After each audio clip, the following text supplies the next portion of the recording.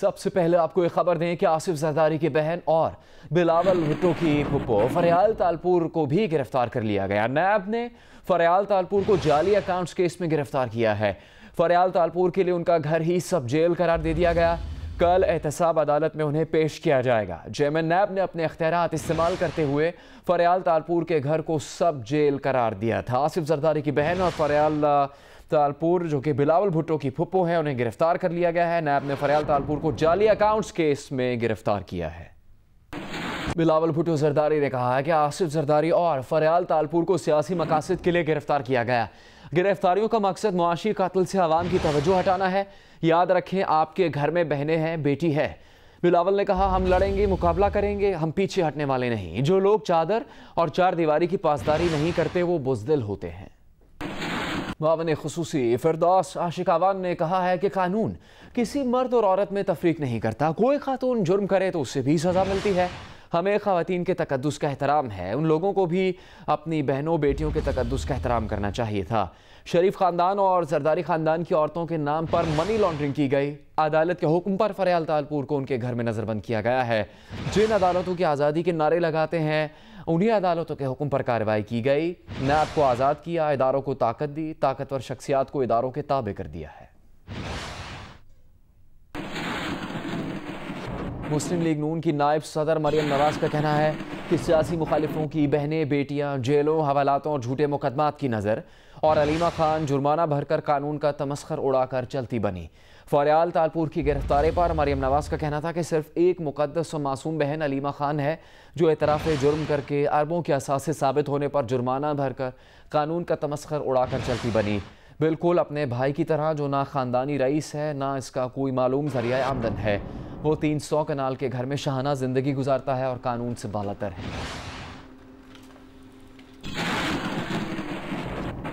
Opposition leader को opposition ने ही रोक दिया। देखिए कुछ देर के बाद।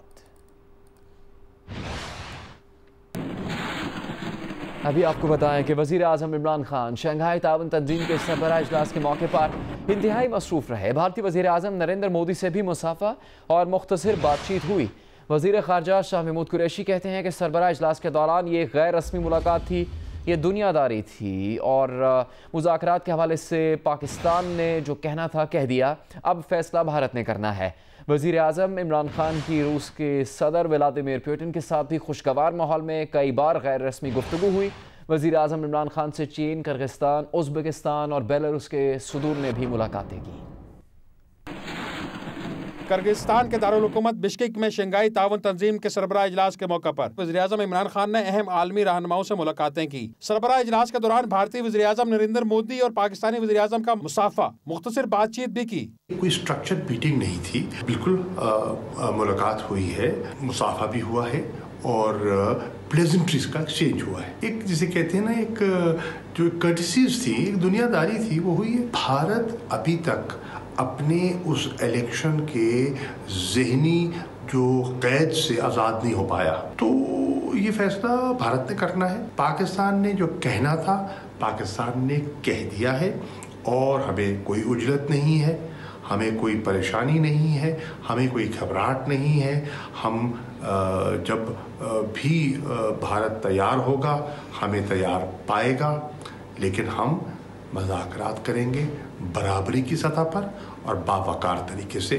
हमें किसी के पीछे दौड़ने की ज़रूरत नहीं है। वज़ीर आज़म इमरान खान की रूस के सदर व्लादिमीर पुतिन के साथ तो कई बार गैर रस्मी बातचीत हुई और दोनों रहनुमा मरकज़ नगाह बने रहे। वज़ीर आज़म इमरान खान और रूस के सदर व्लादिमीर पुतिन खाने की मेज पर साथ साथ बैठे और मुसलसल गुफ्तगू जारी रही। ज़राए के मुताबिक दोनों रहनुमाओं ने अहम आलमी और इलाकाई अमूर और बाहमी दिलचस्पी के अमूर पर बातचीत की। वज़ीर आज़म इमरान खान और चीन के सदर शी जिनपिंग की भी अहम मुलाकात हुई, जिसके दौरान दो तरफा ताल्लुकात और बाहमी दिलचस्पी के अमूर पर तबादला ख्याल किया गया। वज़ीर आज़म इमरान खान ने चीन के सदर से कहा कि CPEC पाकिस्तान हुकूमत की सबसे बड़ी तरजीह है। चीनी सदर ने इलाकाई इस्तेहकाम को फरोग देने के लिए पाकिस्तान की इंसदाद दहशतगर्दी काविशों का इतराफ किया। दोनों रहनुमाओं ने पाक चाइना कम्युनिटी के हवाले से ताउन बढ़ाने और स्ट्रेटेजिक कोऑपरेटिव शराकतदारी की तौसीक की। वज़ीर-ए-आज़म इमरान खान और किर्गिस्तान के सदर की मुलाकात भी हुई, जिसके दौरान जमीनी और फजाई रवाबित, अवामी रवाबित, बाहमी सियाहत के फरोग, वीज़ों के इजरा में सहूलतें देने समेत मुख्तलिफ शोबों में दो तरफा ताल्लुकात को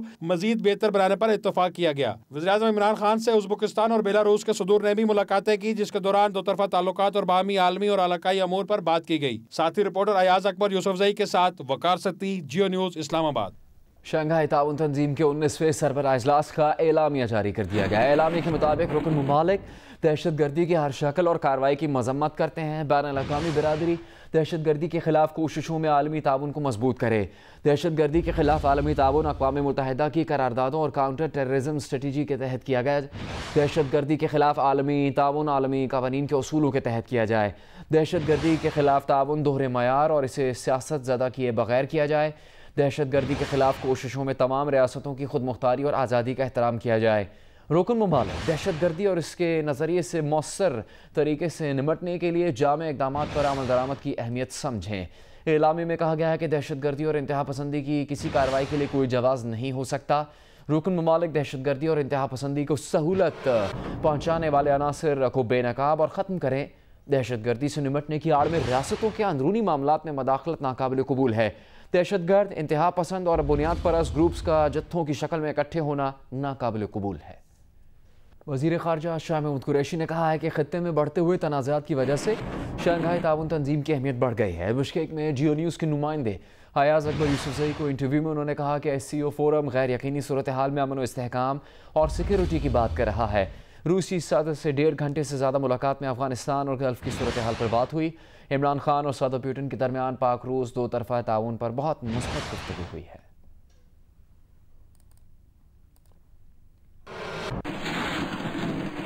पंजाब के वज़ीर जंगलात और PTI के रहनुमा सब्तैन खान को गिरफ्तार कर लिया गया है। नायब हुकाम के मुताबिक सब्तैन खान 2007 में मुस्लिम लीग काफ की हुकूमत में सूबाई वज़ीर मादनियात थे और उन्हें चिन्योट में माइंस ठेका केस में गिरफ्तार किया गया है।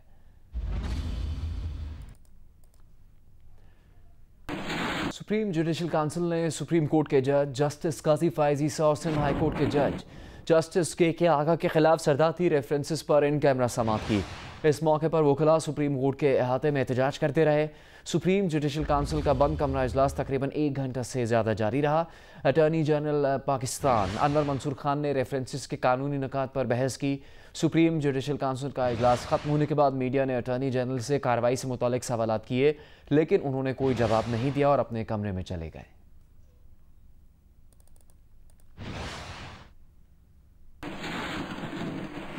जस्टिस काजी फायज ईसा के खिलाफ रेफरेंस पर एहतजाज। मुल्क के मुख्तलिफ शहरों में वकला की कहीं हड़ताल और कहीं मामूल के मुताबिक काम हुआ। सुप्रीम कोर्ट बार एसोसिएशन के सदर अमानुल्लाह कमरानी ने मुल्क भर में वकला की हड़ताल का दावा किया। सुप्रीम कोर्ट के बाहर जस्टिस काजी फायज ईसा के खिलाफ रेफरेंस की कॉपी को अलामती तौर पर आग लगा दी गई। कहा कि आइन और कानून के लिए सब इकट्ठे हैं, पूरे मुल्क में अदालतें बंद हैं। उम्मीद है सुप्रीम जुडिशल काउंसिल आइन और कानून के मुताबिक इस रेफरेंस को वापस कर देगी। इस्लामाबाद में वकला एक्शन कमेटी के रहनुमाओं ने प्रेस कॉन्फ्रेंस की और कहा कि वकला आइन और कानून की पासदारी करेंगे।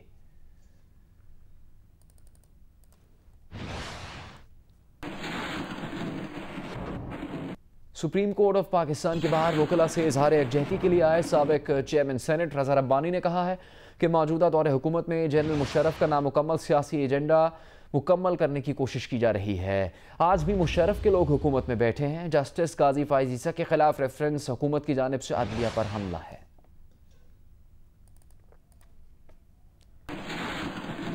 दीगर खबरें शामिल करेंगे। वफाकी वजीर पावर डिवीजन उमर अयूब ने के इलेक्ट्रिक को हिदायत की है कि सारिफिन की सहूलत के लिए बिजली के डिस्ट्रीब्यूशन सिस्टम में बेहतरी लाए। वफाकी वजीर ने के इलेक्ट्रिक की तरफ से पावर प्लांट्स को कम प्रेशर पर गैस फराहमी का दावा गलत करार देते हुए मुस्तरद कर दिया। उन्होंने कहा कराची के आवाम के मफाद के लिए वफाकी हुकूमत ने के इलेक्ट्रिक को मजीद 150 मेगावाट बिजली की फराहमी की मंजूरी दे रखी है। ताहम के इलेक्ट्रिक का मतलूबा तरसीली निज़ाम ना होने के बायस अभी तक इसकी फराहमी मुमकिन नहीं हो सकी।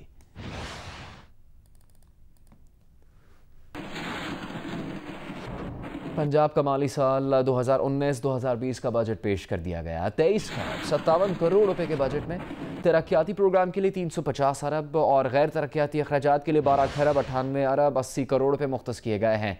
NFC के तहत 16 खरब 1 अरब 40 करोड़ रुपए मिलेंगे। सरप्लस बजट के लिए 233 अरब रुपए रखे गए हैं। देखिए जवाद मलिक की रिपोर्ट। पंजाब असेंबली में अगले माली साल के लिए 23 खरब 57 करोड़ रुपए का बजट सूबाई वज़ीर ख़जाना हाशिम जवाब अख्तर ने पेश किया। गैर तरक्याती बजट सिर्फ 2.60% इजाफे से 12 खरब 98 अरब 80 करोड़ रुपए रखा गया है, जबकि सालाना तरक्याती प्रोग्राम के लिए 47% इजाफे से 350 अरब रुपए रखे गए हैं। अमन ओमान के लिए 181 अरब 60 करोड़, गैर मुल्की फंडेड मनसूबों के लिए 60 अरब, तालीम के लिए 382 अरब 90 करोड़, ज़रूरी शोबे के लिए 24% इजाफे से 123 अरब 60 करोड़, तनख्वाहों की मद में 337 अरब 60 करोड़ और पेंशन पर 244.90 अरब रुपए मुख्तस होंगे। NFC के तहत 16 खरब 1 अरब 46 करोड़ मिलेंगे, जबकि टैक्स और नॉन टैक्स आमदन 388 अरब 40 करोड़ होगी। वज़ीर आला उस्मान बुज़दार ने पंजाब के बजट को बेहतरीन करार देते हुए कहा है कि अपोजिशन तो रोज़ एहतजाज करती है, जनूबी पंजाब के लिए हमने अलहदा फंड्स मुख्तस किए। अपोजिशन ने पंजाब का माली साल 2019 का बजट मुस्तरद कर दिया। नून लीग के रहनुमा हमजा शहबाज का कहना है कि बजट ने गरीब आदमी की कमर तोड़ दी। पाकिस्तानी मईशत मर चुकी है, अब इसे दफना देना चाहिए। पीपल्स पार्टी के हसन मुर्तज़ा कहते हैं पंजाब हुकूमत ने बजट में ज़राअत से हाथ किया है।